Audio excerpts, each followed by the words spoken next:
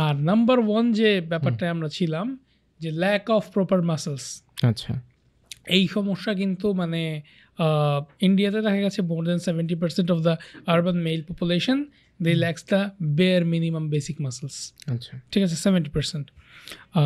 বাংলাদেশের ক্ষেত্রে সংখ্যাটা এরকমই হওয়ার কথা।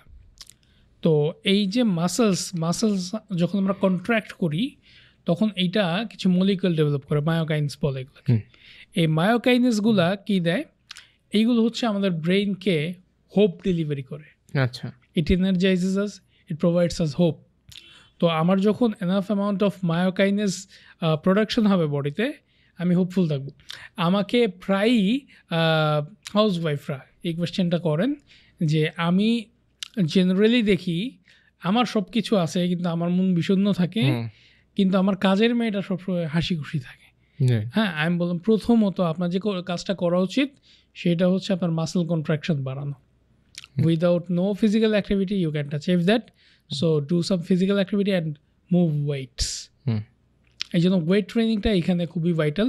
যারা মনে করতেছে যে তার লাইফ প্যারায় ভরে গেছে, আপনি ওয়েট ট্রেনিং করেন 1.5 থেকে 3 মাসের ভেতরে আপনার লাইফ কোয়ালিটি অফ লাইফ, আপনি যদিও কিচ্ছু চেঞ্জ হবে না কিন্তু আপনি ফিল করবেন সিগনিফিকেন্টলি ইমপ্রুভ করছে। Just a feeling. Wellness is all about feeling. আমরা যদি ওয়েলনেস ডিফাইন করতে যাই, হেলথকে প্রপারলি ডিফাইন করতে চাই, আমরা কয়েকটা জিনিসের উপর ভিত্তি করে বলতে পারবো। 1 নম্বর হচ্ছে প্রায় সারাদিন প্রপারলি এনার্জাইজ থাকা। 2 নম্বর হচ্ছে প্রপার কগনিটিভ ফাংশন। হ্যাঁ, আমার ব্রেন প্রপারলি ফাংশনাল, আমি ঠিকভাবে চিন্তা করতে পারছি, সিদ্ধান্ত নিতে পারছি, and that's at a good pace.